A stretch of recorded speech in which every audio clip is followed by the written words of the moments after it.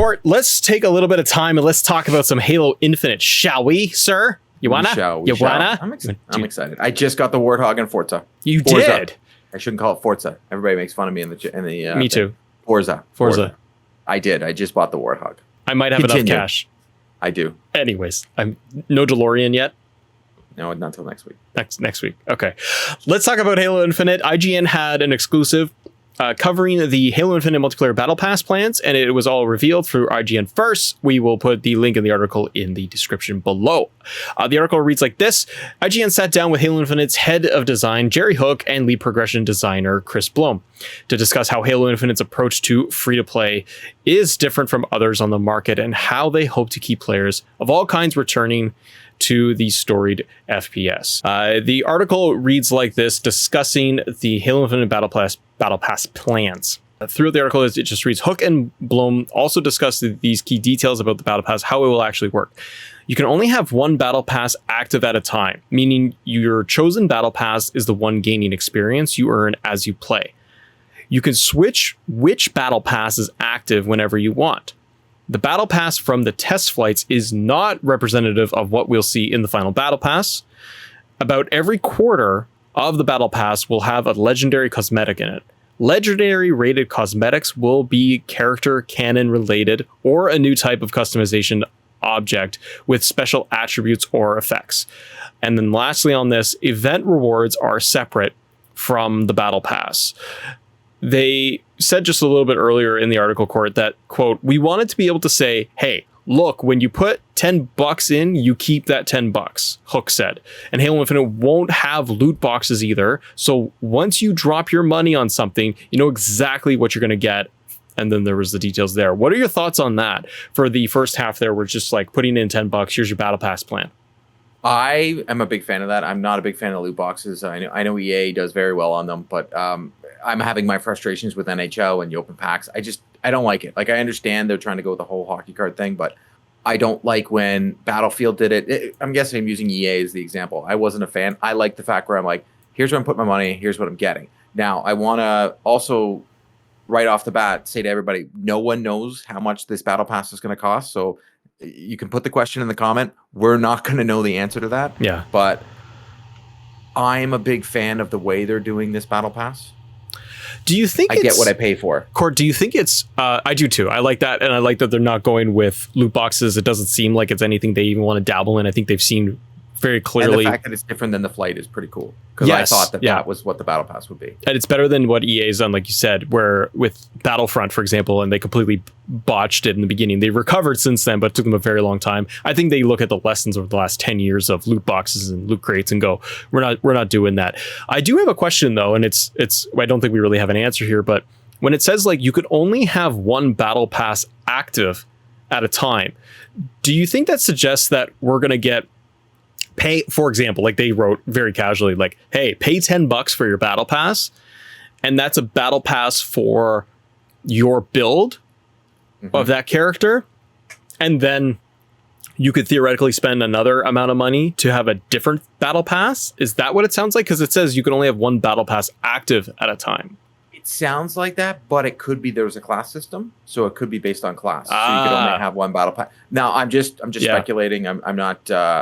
but most multiplayers have a class system, so I'm guessing there's a class system, and you have to have this one Battle Pass activated, and then that's only those rewards are in that Battle Pass, and you've got to go through and get all those achievements. Because it does say you can switch which Battle Pass is active whenever you want. So that does... It allows you to collect. It allows you to look through and go, okay, which little thing do I want on my character? And that's the one I'm going to go for. And then what happens is if, say they have an event that week and that you need something into that Battle Pass, just like when we're playing Forza, I've learned as playing this game, you need certain cars and certain classes of cars to do things in the challenges. Yeah, you can't just use whatever you want. So it could be the same thing. It's the same. It's a Microsoft game. Let's continue with Season 1 Heroes of Reach Battle Pass and what it means. So we have... it says here in the article, okay, but what's actually in the first season of the Battle Pass? Halo Infinite's first season is called Heroes of Reach. This was previously announced by 343 in an Inside Infinite June update. And though we didn't get a complete specifics on every time every item in the Battle Pass, though you can see a tease of this. We're getting more and more details as we go. It reads here that from Blum himself, says, quote, "We know people like Halo Reach, and we know the story was going to have another Reach beat. In the paperback books, there's a Reach beat in parentheses, in Halo Shadows of Reach after Halo 5. The Infinity goes back to Reach, so we just started a full speed ahead of the best of Reach customization. As expected with the season titles of Heroes of Reach, the first armor core will feature Halo Reach customization options. Think of armor cores as the base of an armor in which all the corresponding armor of that type fits. For instance, every player in Halo Infinite multiplayer will get the new MK7 armor core. This means all customization options, shoulders, helmets, visors, knee pads, and more made for the MK version 7 model can be swapped onto their Spartan, so as long as the specific core is equipped, the Battle Pass is an opportunity to unlock the classic MK5 and customization options for it. The article continues on. There's so much more in here, Court. The last piece that I will touch on just for this section is, it goes into things like just emotes and all of that, what they kind of struggled with for collecting or what to choose. As for other rewards, it says, we can expect in the Battle Pass, Blum said we'll see death effects, another callback to Halo Reach customization, and other new armor effects. There will also be armor kits. While many of Noble Team's cosmetics can be earned throughout the Battle Pass, you'll need to unlock a specific kit to look almost exactly like a member of the Noble Team. So they're doing a lot when they're allowing a lot of customization. That's what I'm getting from that little snippet there. And that each season is Halo. It's Halo Reach, Halo 4, Halo 3, That's Halo cool. 2, Halo 1. It's going to get people to, if whatever their favorite Halo is, they're going to get everything to make their Master Chief, right? It's what it's going to be. So we know there's 5 seasons. 5 seasons we already know of right now. So we'll see what the next ones are, right? That's going to be really cool to see what they come out with after like the 5 seasons, because they can go deep into the lore of Halo and stuff that players have never seen before. Yeah, they can go into the books, they can go into the comics, they can go into the cartoons. Like, there's lots to go on. The last thing I'll say with the article here is that, quote, "So at launch, we have the challenge system that fuels the Battle Pass and the event system. Events go live every few weeks," Blum said. Hook and Blum are keeping most of the details quiet for now, but they did share that each event will have its own free event pass. This is one of the few timed reward systems in multiplayer and will not include a paid track. So go ahead. They're going to do the two separates. So perfect example is the Division. So you get the multiplayer and all the DLC. Everything is free except for the Warlords of New York. But when you're doing the seasons, there's a 2-tier system across the screen. So your top tier is the free one. And then the bottom tier is the extra goodies because you bought the Battle Pass. So every time you unlock something that was free, you get this, like, say you unlock a shader. So say you unlock, but then you're going to get some exotic thing because you have the Battle Pass.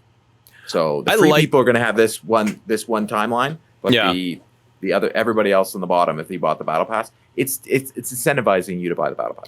But isn't Call of Duty, I was just thinking when I play Call of Duty, I have bought the Battle Pass before, and it just does the one bar straight across. It just unlocks as you go, right? Yeah, no, you're still doing your experience across. I know that, but I'm saying that what Halo's doing better is that they're showing you the division between the two of we don't know they are. I'm just guessing. That's what the division does. I just don't think they would only do the one tier. It just wouldn't make any sense. But hey, we don't know yet. We haven't seen it. But I have a funny feeling that's what they're going to do.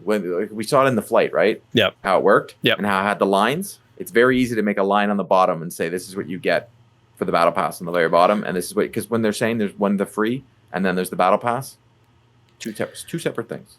And I like that it's going to be different than the flights, like you said. It's going to give us something new and some nuances. Halo Infinite is out December 8th. Stay tuned here on the channel, guys, because we will have more Halo coverage for you coming at you probably every single week. And every time we get news dropping for you. Court, any last words?